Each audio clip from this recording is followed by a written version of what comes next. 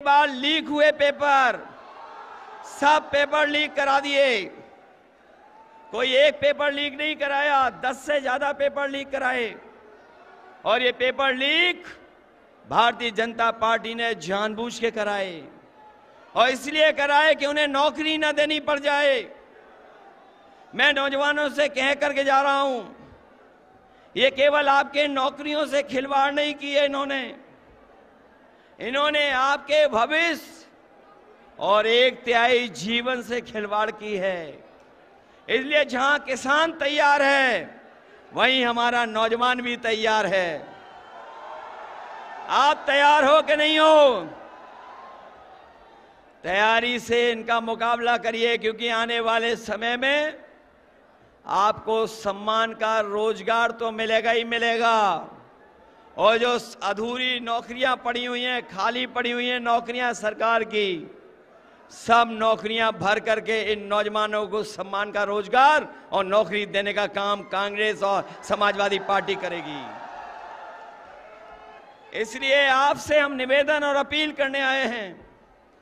4 चरणों का चुनाव खत्म हो चुका है, 4 चरणों का चुनाव खत्म हो गया है, और जब से 4 चुनाव खत्म हुए चरणों के, बताओ भारतीय जनता पार्टी चारों खाने चित्त हो गई है कि नहीं हो गई है?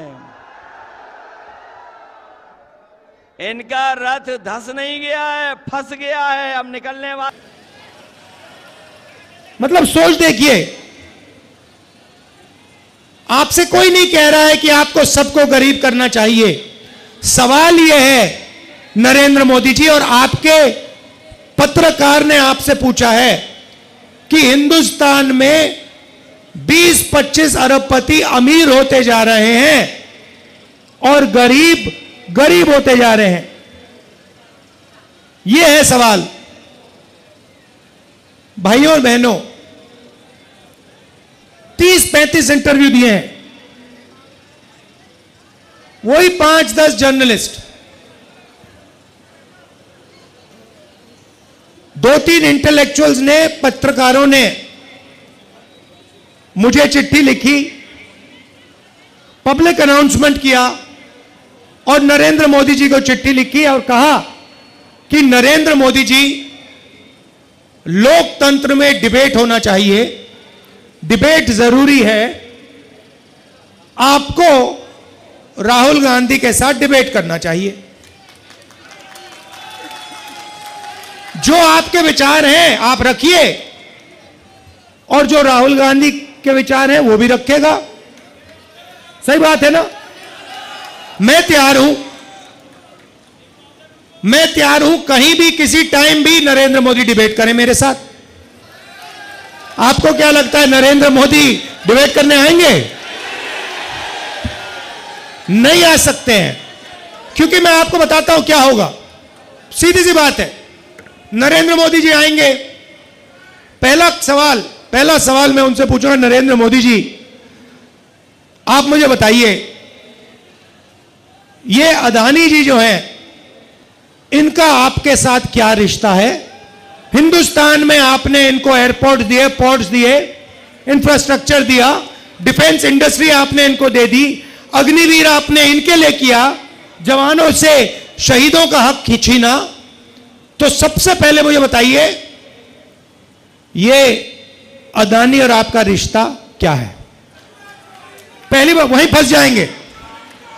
उसके बाद मैं इनसे पूछूंगा, भैया आपने ये जो इलेक्टोरल बॉन्ड्स का धंधा जो चलाया है, हफ्तेबाजी जो की है, जिसमें आप किसी को कॉन्ट्रैक्ट देते हो और कुछ ही दिन बाद वो उस कॉन्ट्रैक्ट के लिए आपको बीजेपी को पैसा देता है, या फिर सीबीआई ईडी आप उस पर डाल देते हो और फिर उसके बाद वो आपको पैसे देते हैं और फिर सीबीआई का केस, ईडी का केस खत्म हो जाता है। तो ये इलेक्टोरल बॉन्ड्स मुझे समझा दो। इसी में नरेंद्र मोदी फंस जाएंगे, डिबेट वहीं खत्म हो जाएगी। और मैंने मतलब किसानों की बात ही शुरू नहीं की। फिर मैं पूछूंगा ये जो काले कानून आप लाए, जिसके कारण आपके सारे के सारे कैंडिडेट्स घेरे जा रहे हैं, पंजाब में, हरियाणा में, महाराष्ट्र में। हिमाचल का जो सेब आपने किसानों से छीनकर अदानी को दिया, इसके बारे में आप समझाइए। फिर उसके बाद मैं कहूंगा, नरेंद्र मोदी जी, जब कोरोना में लोग मर रहे थे, गंगा में लाशों के ढेर पड़े थे, बेटे अपने माता पिता को मरते देख रहे थे, आपने देश को थाली बजाने के लिए क्यों कहा? मोबाइल फोन चलाने के लिए क्यों कहा? उसके बाद मैं पूछूंगा, मोदी जी एक बात बताइए, आपने वो जो शी जिनपिंग है उसको झूले पे झुलाया, उसको आपने समोसा खिलाया, और वो हिंदुस्तान की दिल्ली जितनी जमीन उठा के ले गया, उसकी आर्मी आज तक उसमें बैठी हुई है, ये आपने क्या किया?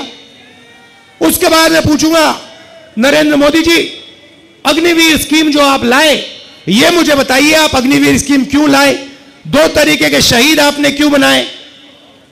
तो नरेंद्र मोदी डिबेट नहीं कर सकते हैं।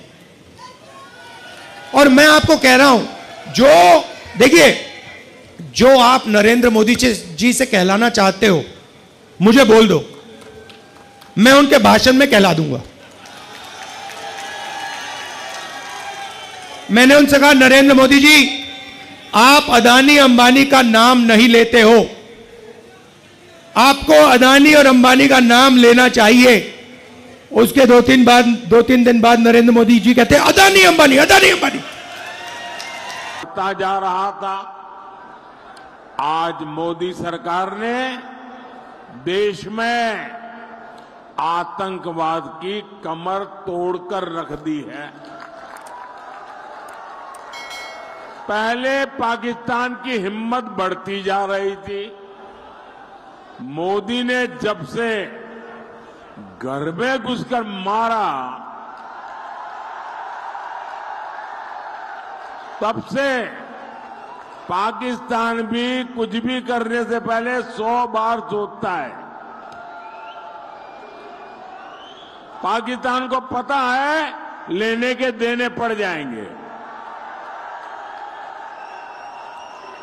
आज देश भी समझ रहा है, जब तक कांग्रेस है, समस्याएं समस्याएं समस्याएं, यही उसका सिलसिला है। जहां कांग्रेस है, वहां समस्याएं हैं, और जहां बीजेपी है, वहां समाधान है।